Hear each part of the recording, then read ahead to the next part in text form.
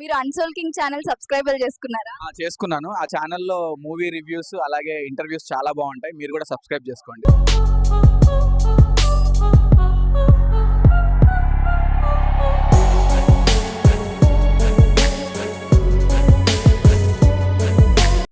భక్తులందరికీ వినాయక చవితి శుభాకాంక్షలు.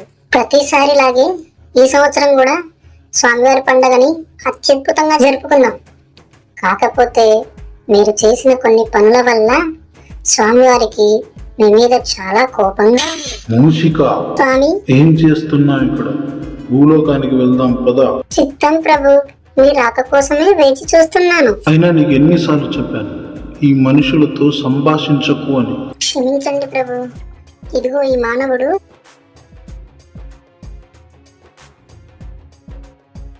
నాకు గారెలు ఇచ్చి మీ దర్శనం కోరితే తీసుకొచ్చాను. మూర్ఖపు మూషిక, మనుషులు అందరూ మంచి వాళ్ళు కాదు. దర్శనం అయింది కదా, బయలుదేరు. ఎందుకు స్వామి మేమంటే అంత కోపం నీకు? పుట్టినరోజును మేమెంత ఘనంగా జరుపుకుంటామో తెలుసా?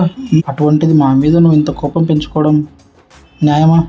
నేను అడిగాను నా పుట్టినరోజుని ఘనంగా వేడుకలా చేయమని. మీకు ఉన్నంతలో చేస్తే నేను దేవుణ్ణి కాను. భక్తిని వ్యాపారంగా చేసింది మీరు.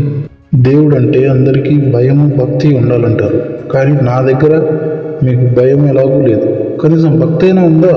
అదేంటి స్వామి ఎలా అంటారు? మీరంటే భక్తి లేకపోతే మిమ్మల్ని ఎంతగా ఆరాధించి ప్రతి సంవత్సరం మీ పండుగని ఇంత ఘనంగా జరుపుకుంటామా? నిజం చెప్పండి, మీ భక్తుల్లో ఎంతోమంది నా మీద భక్తితో 3 రోజులు నన్ను పూజించి నిమజ్జనం చేయడానికి తీసుకెళ్తున్నారు. అందరూ అలాగే లేరు కదా స్వామి. మొదటి పూజలు అందుకోవడం కోసం రావాలో లేక నా ముందే మీరు మద్యం తాగుతూ చిందులు వేస్తుంటే చూడడానికి రావాలో తెలియట్లేదు. అంటే నిజంగా నిన్ను భక్తితో పూజించే వాళ్ళు లేరా స్వామి? ఇంతటి జనసముద్రంలో ఆ కొన్ని నీటి చుక్కల కోసమే ఇంకా నేను భూమి మీదకి వస్తున్నాను. నా పుట్టినరోజు పేరుతో మీరు చేస్తుందేంటో మీకు కూడా తెలియట్లేదు. అవును స్వామి, నిజంగా మాకు తెలియకే చేస్తున్నాము. మీకు నా తత్వంతో దైవత్వంతో సంబంధం లేదు. మీ గొప్పల కోసం తిప్పలు పడి అప్పులు చేశాను, నన్ను మండపంలో పెట్టి ఏదో సాధించేశాను అని విర్రవీగిపోతారు.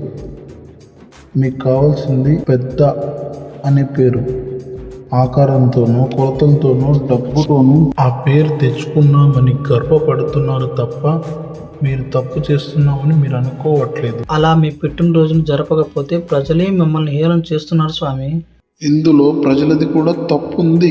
సినిమా పాటలు, బూత్ కళా కార్యక్రమాలు లేకపోతే ఆ మండపం దగ్గర ఒక్కరు కూడా ఉండడం కూడా లేదు. ఎక్కడైనా సరే పూజలు ఘనంగా చేస్తున్నారు, భజనలు చేస్తూ విఘ్నేశ్వరుని ఆరాధిస్తున్నారు అని మండపానికి వచ్చే వాళ్ళు ఉన్నారా?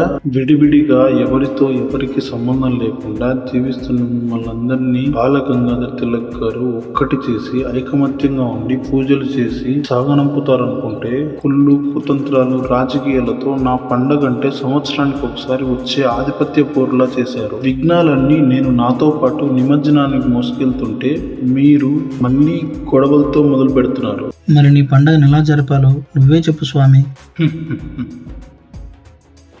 నీకు అప్పుడు 10 ఏళ్ళు ఉంటాయేమో.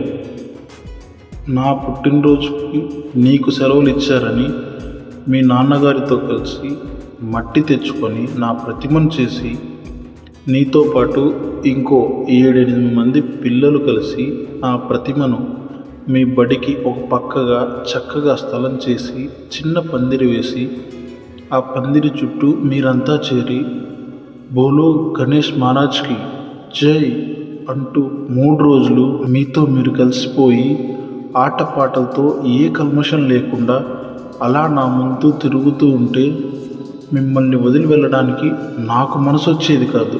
అలా ఏ కల్మషం లేకుండా జరిపే ప్రతి మండపంలో నేను కొలువై ఉంటాను. మీరు మీ మండపాలలో బొమ్మను మాత్రమే చూసినంత కాలం మీ మండపాలలో ఉండేది కేవలం బొమ్మ మాత్రమే, ఈ వినాయకుడు కాదు. దయచేసి నా పేరు చెప్పి మీ కోరికలు తీర్చుకునే సాంప్రదాయాన్ని ఇకనైనా ముగించండి. మీ తల్లిదండ్రులను గౌరవించండి, సాటి మనిషికి సహాయం చేయండి. ఇంకొకసారి స్వామివారి కోపం తెప్పిస్తే నా సంగతి చెప్తా. జై గణేశ. एकदन्ताय विद्महे वक्रतुण्डाय धीमहि तन्नो दन्ति प्रचोदयात्.